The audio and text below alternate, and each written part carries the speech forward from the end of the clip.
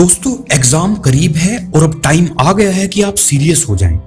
जो समय आपके पास बचा है अब कैसे मैनेज करना है, कुछ हफ्तों में अपनी स्टडी कैसे प्लान आउट करनी है। वैसे कोरोना की वजह से जो हमारी सिस्टम चेंज हुआ है उसको अब आप फास्ट वे से कैसे रिकवर करेंगे। आपका बनाया हुआ प्लान ही डिसाइड करेगा कि एग्जाम टाइम में आपकी परफॉर्मेंस कैसी होगी। आज फ्रेंड्स मैं आपको बताने वाला हूं कुछ ऐसे टिप्स जो इस एग्जाम टाइम में आप बिल्कुल भी मिस नहीं करना चाहेंगे। किसी भी युद्ध में जाने से पहले हमें एक रणनीति की जरूरत पड़ती है। आपके आने वाला एग्जाम किसी युद्ध से कम नहीं है, तो एग्जाम जैसे युद्ध में जाने के लिए हमें रणनीति बनानी है, जिसको हम स्टडी प्लान भी कहते हैं। सबसे पहले कैलेंडर उठाओ और युद्ध का दिन घोषित करो। आज से लेकर बचे हुए दिन एग्जाम तक कितने हैं काउंट करो। अकॉर्डिंगली सिलेबस को डिवाइड करो और कितने हिसाब से आपको एक समय एक सब्जेक्ट को देना है उस हिसाब से टाइम अलॉट कर दो। और जिस सब्जेक्ट की जो डेडलाइन आएगी वहां तक उसके सिलेबस को सीरियसली प्रिपेयर करो। इसमें कोई भी मजाक नहीं चलेगा। Serious mean serious. चीजों को लास्ट मिनट के लिए मत छोड़ो। दूसरा पॉइंट है, जिन चैप्टर्स के जो क्वेश्चन सबसे ज्यादा बार रिपीट होते हैं उनको सबसे पहले कंप्लीट करो। और ऐसा करने के लिए आपके पास एक ब्रह्मास्त्र है जिसको हम प्रीवियस क्वेश्चन पेपर भी कहते हैं। प्रीवियस क्वेश्चन पेपर एक्चुअली एक ऐसा टूल है जिससे आप टॉप मार्क्स स्कोर कर सकते हैं, क्योंकि उस टाइम आपका माइंड पूरी बुक पढ़ने में नहीं बल्कि उसमें होगा जो आपके एग्जाम के लिए इंपॉर्टेंट है।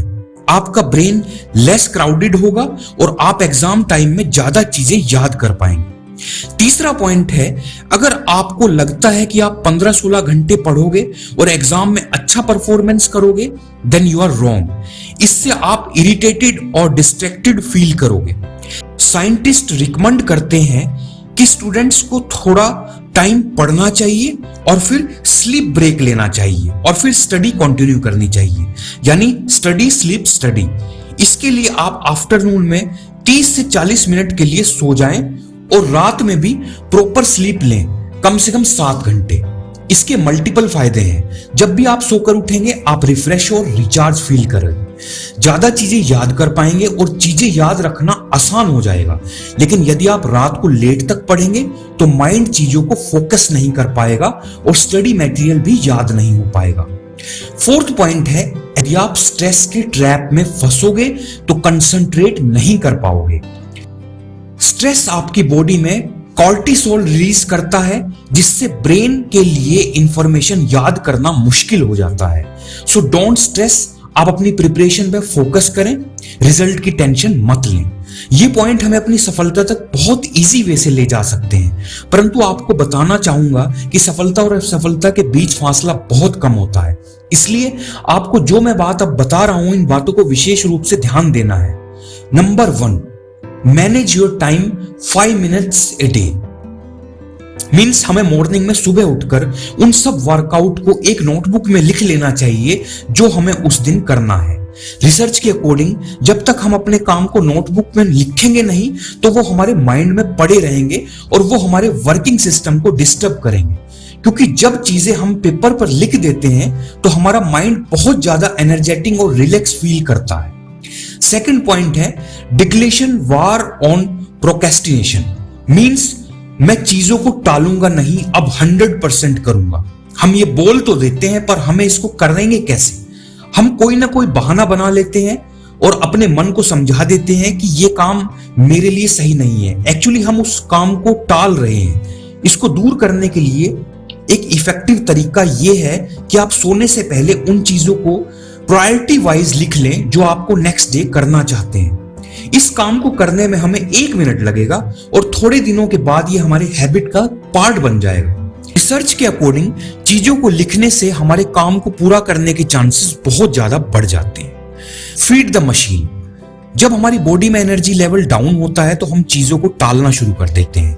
अगर आप थके हुए हैं और आपको भूख लगी है और कोई कहे कि भाई पढ़ लो, तो क्या आप पढ़ पाएंगे? नहीं, आप नहीं पढ़ पाएंगे। आपको कुछ भी याद नहीं होगा।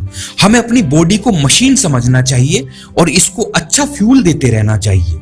रिसर्च के मुताबिक जब हम लो एनर्जी स्टेट में होते हैं तो हमारी विल पावर लो स्टेट में होती है। अपने को हाई एनर्जी स्टेट में रखने के लिए हमें 3 चीजें करनी चाहिए। नंबर 1, नेवर स्किप मील, हमेशा टाइम से खाना चाहिए। हाइड्रेट योरसेल्फ, 45 मिनट के इंटरवल में हमें पानी पीते रहना चाहिए। गुड डाइट, खाने को एनर्जी के लिए खाएं, ना कि सेटिस्फेक्शन के लिए, यानी हमें ऐसी चीजें खानी चाहिए जो दिन भर हमें एनर्जी दें। और तीसरा पॉइंट है, make an event out of worst task. कुछ काम हमें इतना ज्यादा बोरिंग लगते हैं कि यदि वो हमारे दिमाग में भी आ जाएं तो हमें डर लगने लगता है। किसी के लिए वो डरावना काम मैथ्स का चैप्टर खत्म करना हो सकता है, किसी के लिए हिस्ट्री की बुक हो सकती है। यदि ऐसी चीजें हमें बोरिंग लगती हैं तो आप इसका कोई इवेंट बना दें। आप मुश्किल चीजों को पढ़ने के लिए घर से बाहर कहीं लाइब्रेरी या कहीं पार्क में जाएं तो जो घर से दूर हो। अब हमारे पास पढ़ने के अलावा कोई चारा नहीं है, और जब आप एक बार पढ़ना शुरू करते हैं तो उन चीज का मोमेंट बन जाता है। अब क्वेश्चन है कि कब पढ़ें, कहां पढ़ें और कैसे पढ़ें। पढ़ने का सबसे बेस्ट टाइम मॉर्निंग का है। कहां पढ़ें? जितनी अकेली और शांत जगह हो वहां पढ़ना चाहिए, जैसे लाइब्रेरी। यदि लाइब्रेरी नहीं तो अपने घर में ऐसे कमरे में जाएं जहां सबसे कम आवाज होती है। और कैसे पढ़ें? हमें हमेशा ब्रेक लेकर ही पढ़ना चाहिए, जिससे हमारा माइंड पूरा एनर्जाइज्ड होकर रिजल्ट प्रोड्यूस करता है। दोस्तों, अगर आपको बताई गई बातों को बिना टाले सही तरीके से पूरा करेंगे तो एग्जाम तो क्या, आप अपनी पूरी लाइफ को पूरी तरह बदल सकते हैं। अगर आपको ये वीडियो अच्छा लगा हो तो वीडियो को लाइक करें, शेयर करें, और जिन लोगों ने चैनल सब्सक्राइब नहीं किया है तो चैनल सब्सक्राइब कर लें, जिससे आने वाले नई वीडियो का नोटिफिकेशन आपको मिल जाए।